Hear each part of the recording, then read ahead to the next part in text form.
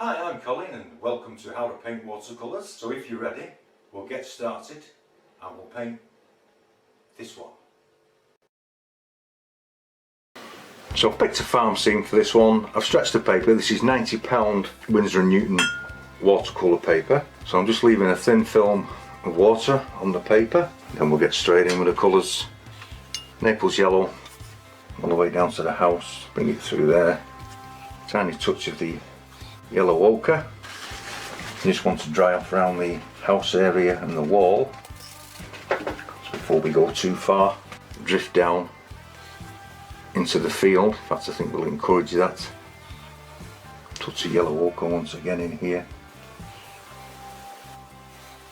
French ultramarine and burnt umber, and a very light wash of this on the top part.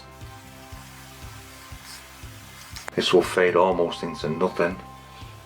I will be adding a stronger colour to this, but I just want a grey blue, so it's a grey mixed to the blue side. This is a thicker mixture of the same colour, French ultramarine and burnt umber. I'm just going to add this in and we're just going to allow this to drift anywhere it wants to go. This just adds a lot more interest to your skies. A lot of people forget that sky in a landscape is very important. It can be one of your tools in your arsenal if you have a subject that's not, you know, like if you're looking at flat landscape, the sky becomes a very integral part of the painting.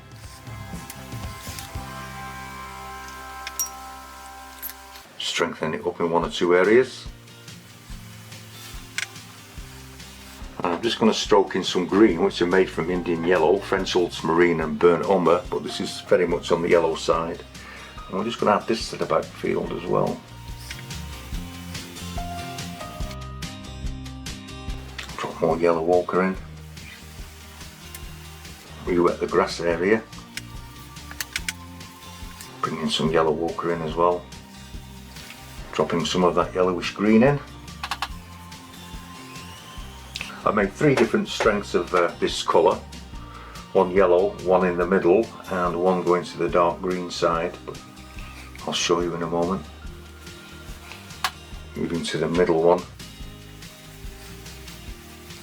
Leaving some of the yellow to show through. And then I'm going to soften this top edge into the wall, allowing it to drift up into the wall, so you will not be able to tell where the wall starts and the grass ends. Same on this side. Just allow it to drift up. I just want to put some of that dark grey from the sky in. French ultramarine and burnt umber. Now we're going to leave this to dry off for a couple of minutes, then we'll put the background trees in. But it's too wet at the moment and they will spread everywhere, so we allow this to dry off slightly. And you'll see the shine will disappear from the paper. Then that's the time to add the next colour while the paper is still very, very damp. As you can see, it's just starting to disappear off the paper, and I'm just checking this for spread. This is French ultramarine and raw umber. I'm just going to put some bushes running along the back here, allowing them to spread. Not going too wild with the paint. Just taking it roughly where I want it, then allowing it to fuzz itself upwards. Bringing it gently down the hill. And as you come further down the hill, as the brush runs out of paint, your trees and bushes should get fainter. Just add in a little bit of stronger colour up here. Then just catch the bottom of the paint and pull it into the field, just to help attach them to the ground. Get some clean water. We will put the shadow on this side. So I'm just re-wetting this gable end. Also this little one here. And with some straightforward cobalt blue, we can just add a little bit of shadow to the back of this cottage farmhouse. Can't make my mind up whether to make it a thatched roof or a slate one. Drop a little extra colour in just for some variation in it. Then with some cobalt blue, I think you can see it there, cobalt blue and burnt sienna, just to make a grey. It's a bit wild. And then we're going to allow this to dry. Now that's dried out, the paper's still slightly damp, which is just the way we like it. I'm just going to bring some water into this path. Into this, I'm going to take some Naples yellow, some yellow ochre, raw umber and French ultramarine. Just bringing the outline of the grasses out, just gently sweeping it in. We'll put this bush in as well while we're here. Some clean water once again around the little shed. Raw umber and French ultramarine. Then I just want to drop in some of that middle colour yellow, or middle colour yellow green, French ultramarine, burnt umber and Indian yellow. Drizzle some of that in. Some Naples yellow on the roof, a bit stronger than that I think. I think we'll turn this into a thatch roof, make it interesting. Just a drop of yellow ochre. I'm just darkening that blue-grey mixture that was made from the cobalt blue and burnt sienna. So I've just darkened it, just add a little bit more burnt sienna or add it to a darker colour.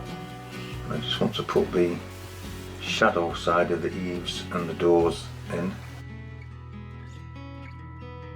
Then taking some of the middle green once again, French ultramarine, burnt umber and Indian yellow. Run this up the tree. Give it a little bit of a rough bark line, just to about there. Then with some of the raw umber, I'm going to run this in down the side and just allow it to drift. I'm using a detail brush, but you know, you can use a rigger brush for this. Some of that green again, trying not to get it into the roof. Raw umber and French ultramarine once again. Clean water once again. I'm just going to re-wet the wall, but not everywhere. I want some of the white to show through. Some of the grey in. Some of the darker green, because I made 3 shades. Maybe there's moss growing on it. Also some of the burnt umber and French ultramarine. Just picking the tops of these stones out to make them stand out. Same to this side, once again, not everywhere. Back to the bluey grey. In with the darker green. Once again the raw umber and French ultramarine. Soften the edges off, soften them down into the grasses. Just to add a little bit more splash of colour, I'm just going to drop some light red in, or you can drop burnt sienna if you haven't got light red, it's close enough. Cobalt blue and burnt umber. I'm just going to put some window panes in. Then with some of your really yellow green, shape to these trees. This is the dry brush technique. Just scrumbling it in, rolling the brush and just scraping it.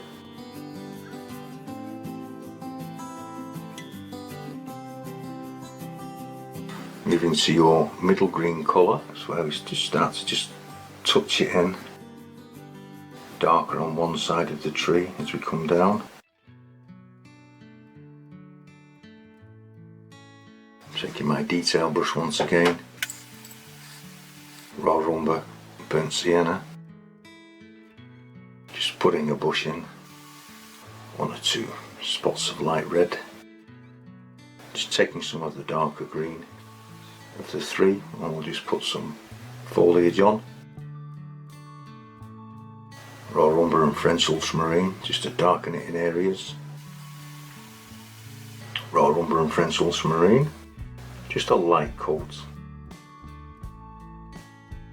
Strengthening up your grass area. Just softening the edge into the wall.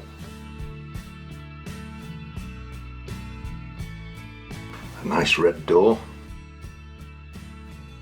Then we need to leave this to dry. I've just added some more burnt umber to the darker green just to make it a little bit more earthier. And once again, always nice to have 2 or 3 colours, different tones in your trees. It gives them more depth.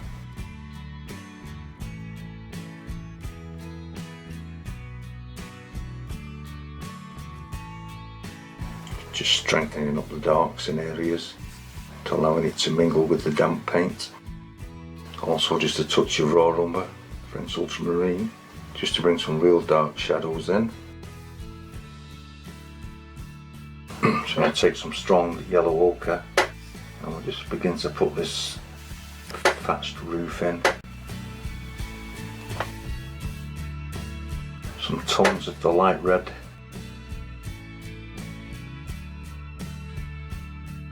French ultramarine and burnt umber. Put some branches in.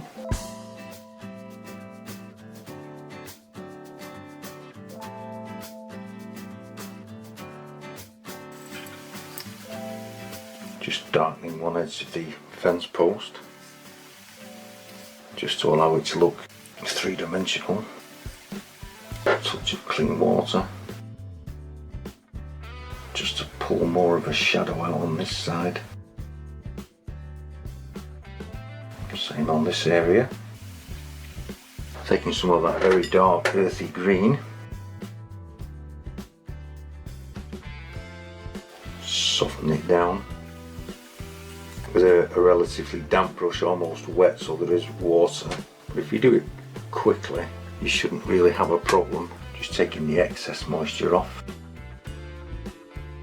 We'll run a centre line up this path using the yellow greens, softening the top in, the middle green now, and the very dark strong green.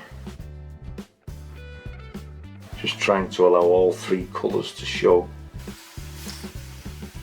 Put some of these stonework in on the fence, on the stone wall.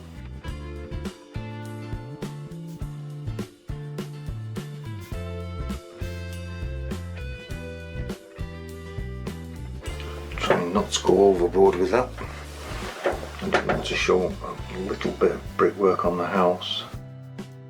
Nothing major. A few cracks here and there. Maybe there's a fella going home here, his head on, shoulders. Small child, perhaps.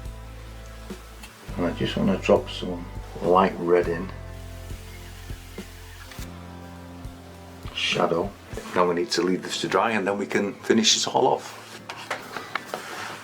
Now it's dried off a bit, we can just put a bit of brickwork in, a tiny bit of highlighting.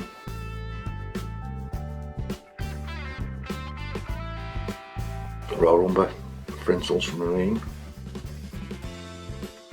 Just want to take some yellow ochre and dry brush it along the path.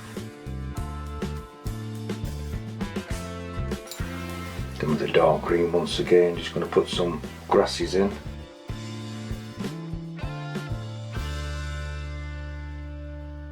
Not too many, it's just to give an impression that there's a little bit of something going on. Because this is quite a peaceful summer scene. And I think I'll just add a few planks to the doors. And maybe some birds. They always say odd numbers are better than even numbers. For some reason it tends to work well with the eye.